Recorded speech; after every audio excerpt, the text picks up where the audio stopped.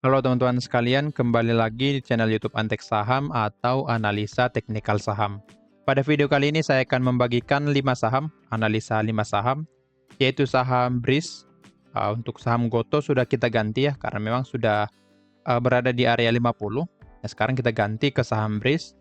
Kemudian ada saham AMMN, Brand, BRPT, dan PTRO. Jadi untuk GOTO kita switch ke BRIS. Untuk analisa ini berlaku untuk tanggal 24 sampai 28 Juni 2024.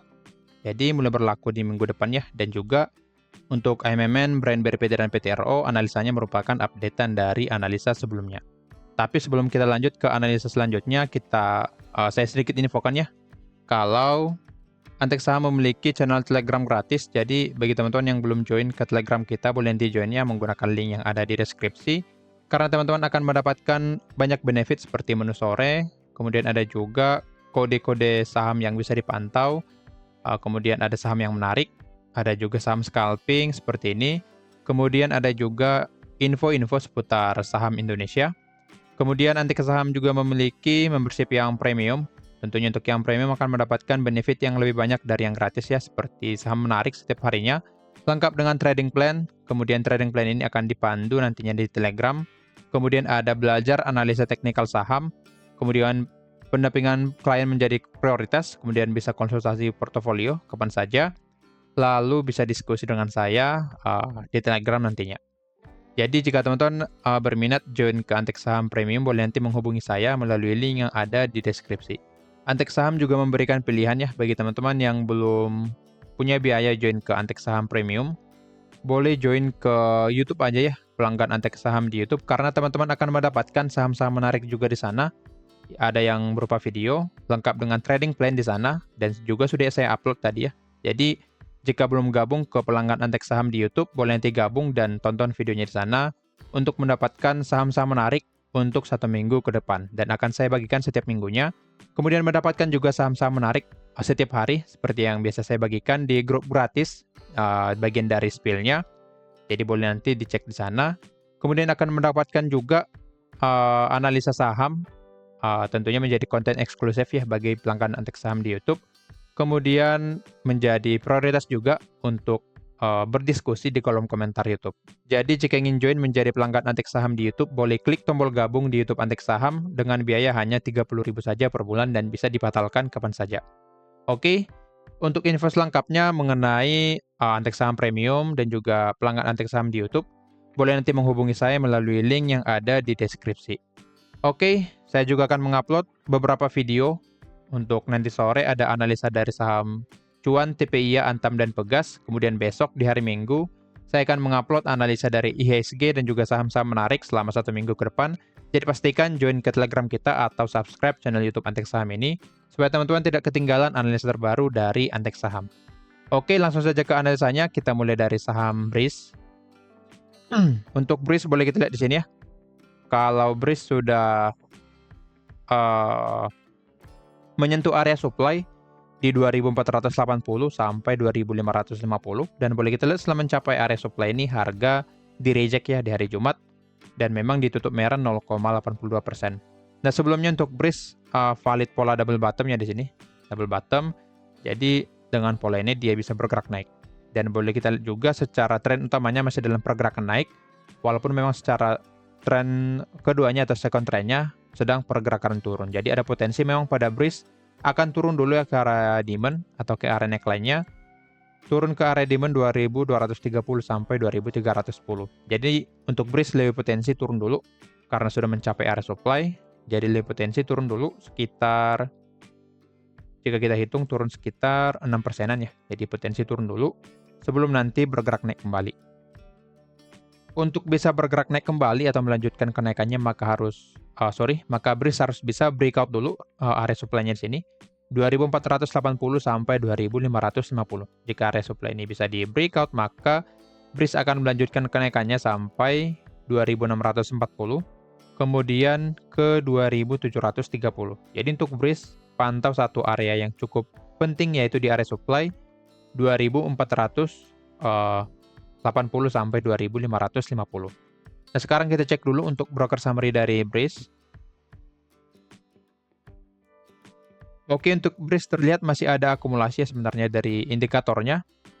Dari broker summary juga masih terlihat ada akumulasi dari asing, AK, YULJ, dan yang jual rata-rata dari lokal ya, NI, PD, AZ.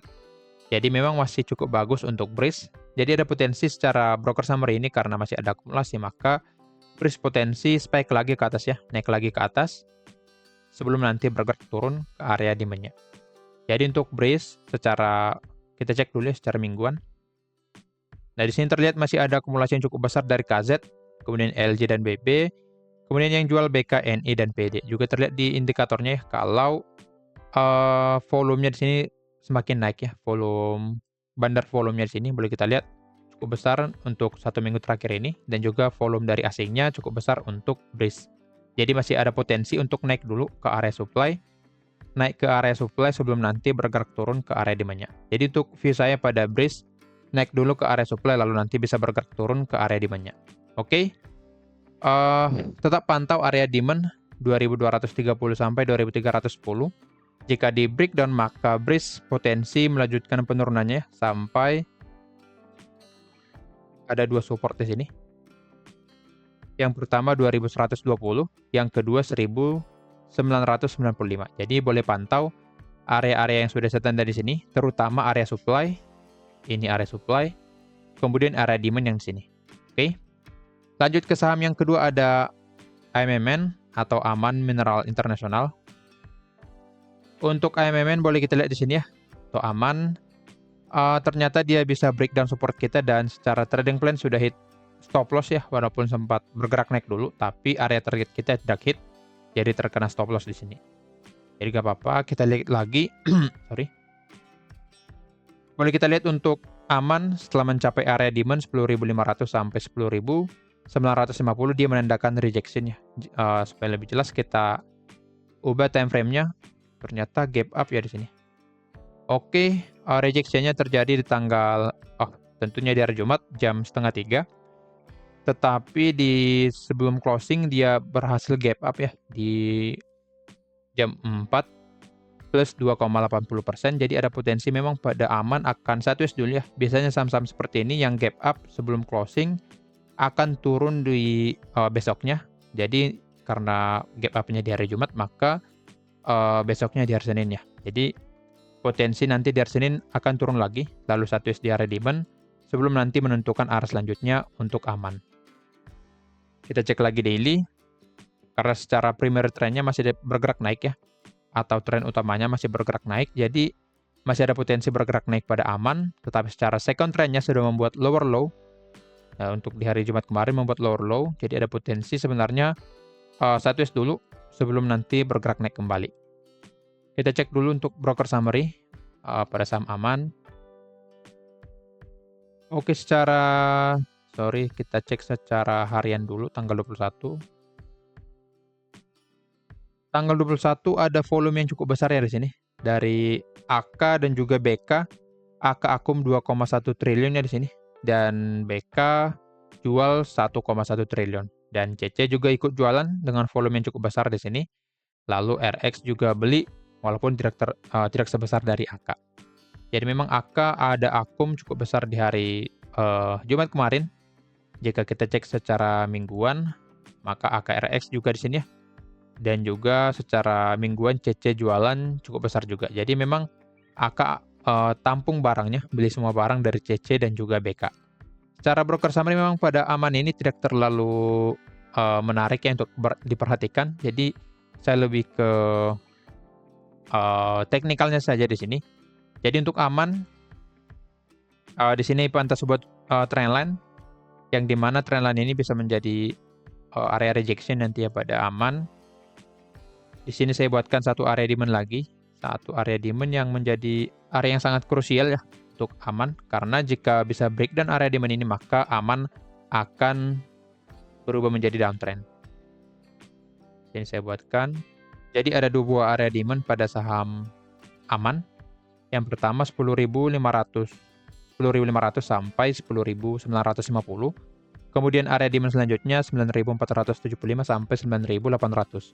Jika demand yang pertama di breakdown yang ini, maka akan turun ke area demand yang paling krusial atau demand penentuan, Jika area demand ini di breakdown lagi, maka aman akan melanjutkan penurunannya. Akan tetapi menurut saya, karena volumenya masih akumulasi seperti yang tadi, AK masih akum, maka untuk aman ini masih potensi sebenarnya bergerak naik, minimal sampai ke 11.600. Jadi ada potensi seperti yang tadi, aman satu dulu di area demand ini, lalu naik lagi ke area resistance 11.600. Tetapi jika breakdown demand, maka siap-siap aman akan turun ke area demand selanjutnya di 9.475 sampai 9.800. Jadi pantau dua area pada saham aman.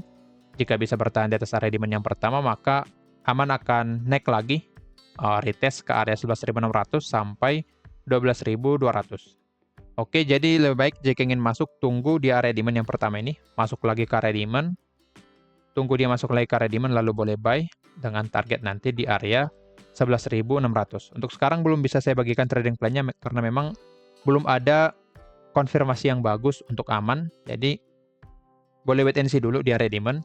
Jika nanti ada rejection di daily-nya di area demand ini, maka boleh buy. Tetapi jika belum, maka wait and see dulu karena dia berpotensi nanti breakdown untuk area demand 10.500-nya. Oke. Jadi untuk aman, pantau area demand 10.500 sampai 10.950.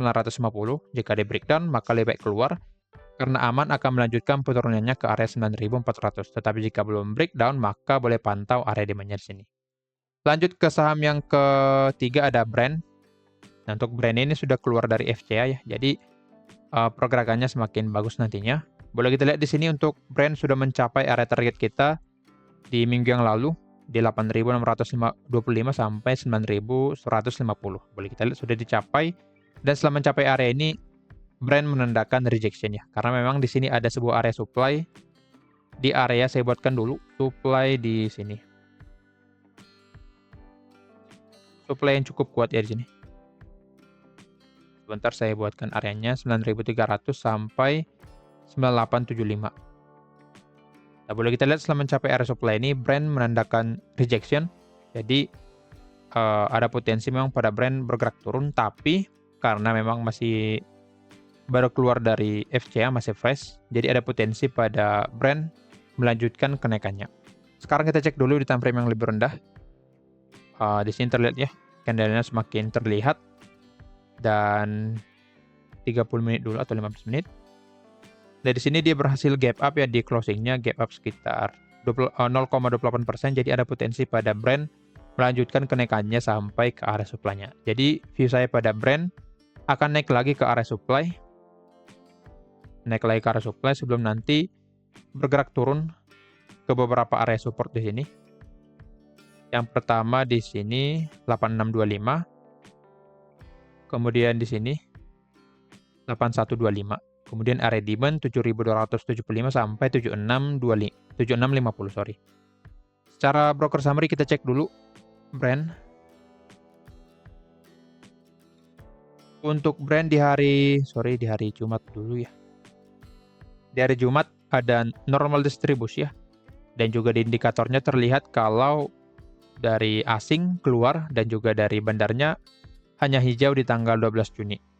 Jika kita cek secara mingguan, dan terlihat ya kalau asing jualan DPJ UKZ dan yang beli CCMG dan yang lainnya.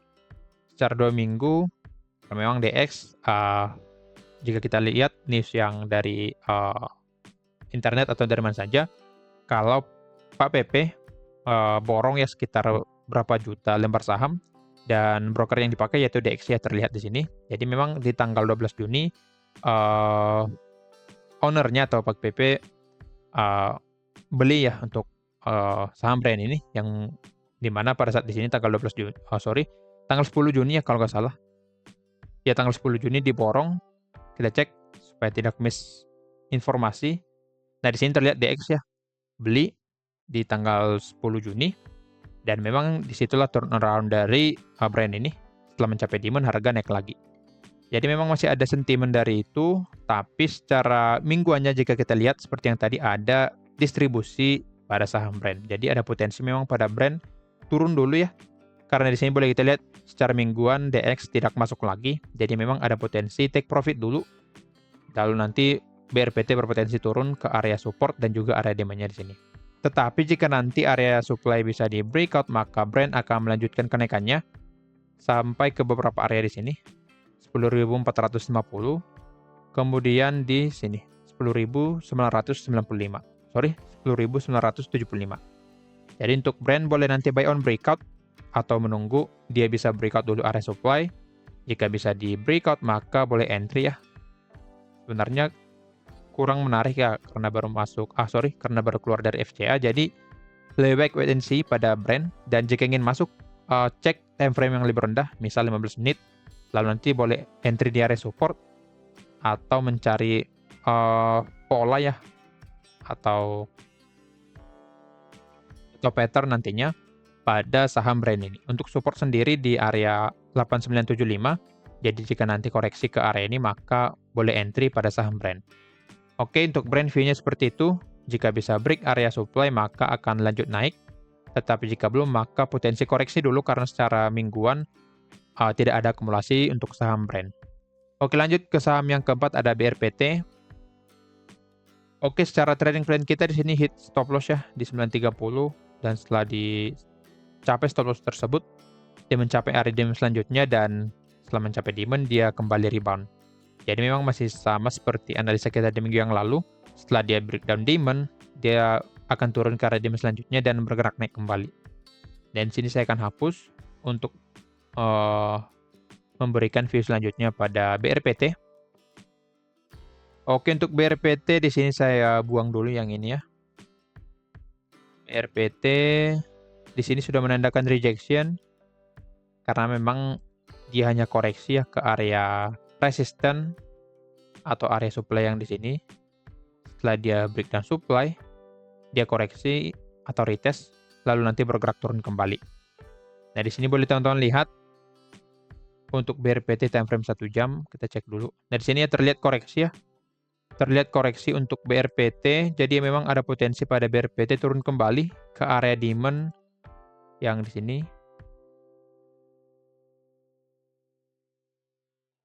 Di harga 870 sampai 905. Karena memang setelah dia membuat lower low, boleh teman-teman perhatikan seperti ini. Setelah dia breakdown support yang di sini atau area demand-nya, dia naik untuk koreksi, lalu nanti berpotensi melanjutkan penurunannya. Jadi memang pada BRPT berpotensi lanjut turun ya ke area demand 870 sampai 905. Sekarang kita cek dulu untuk broker summary BRPT. Oke, terlihat di hari tanggal 28 dulu. Oh, sorry.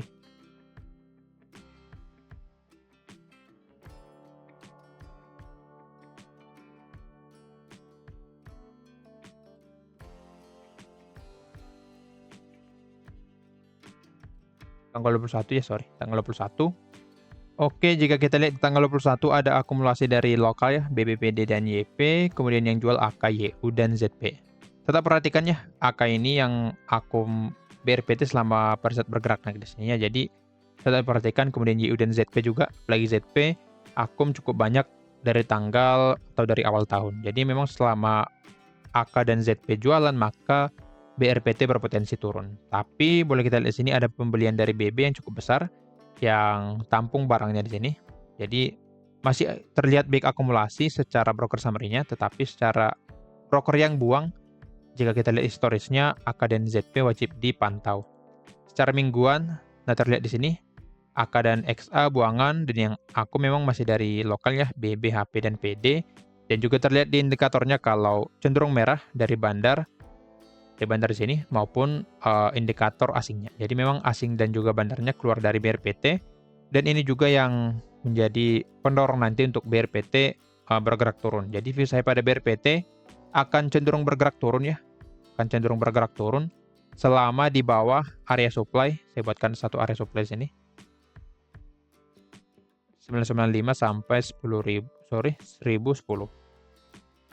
Jadi untuk BRPT selama di bawah area supply,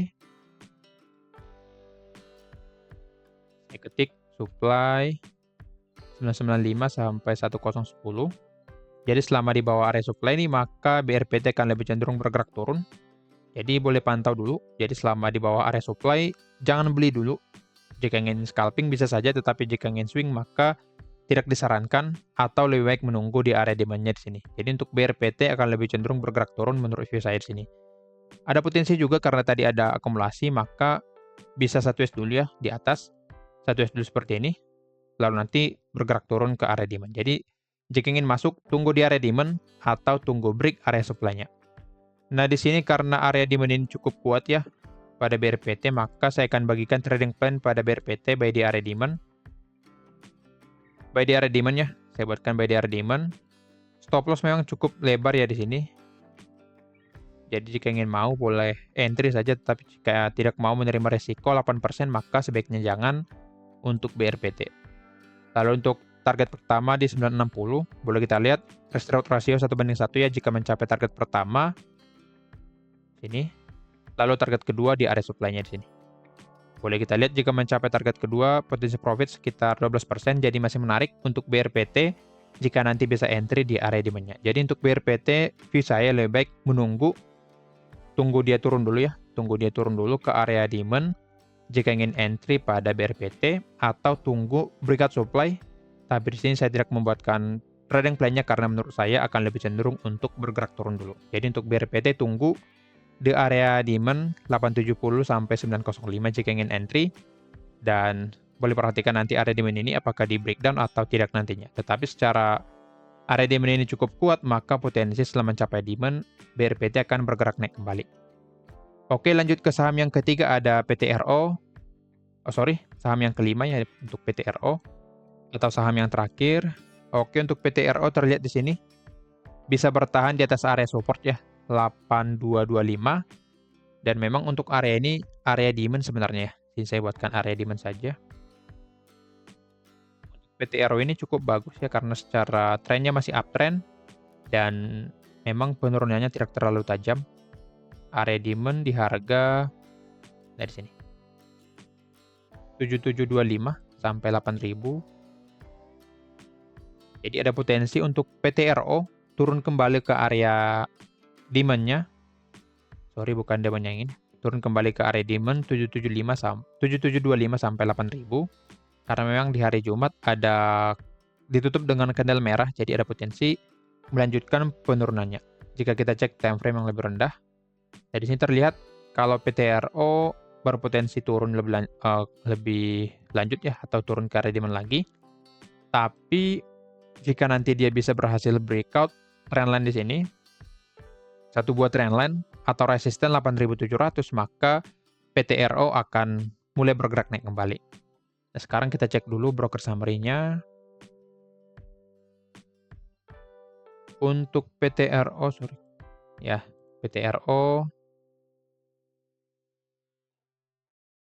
PTRO secara mingguan masih distribusi ya di sini, masih distribusi, dan juga secara indikatornya terlihat kalau random ya, kadang merah, kadang hijau, tapi lebih cenderung hijau. Untuk net foreign vessel-nya juga cenderung hijau ya, cenderung merah. Dan juga bandarnya juga cenderung merah secara mingguannya. Secara tanggal 21 terlihat masih ada distribusi dari DX, jadi memang masih ada distribusi, maka PTRO lebih berpotensi untuk turun nantinya. Secara 2 minggu jika kita cek, nah di sini terlihat juga YUDX masih jualan, dan yang beli KKGR dan XA.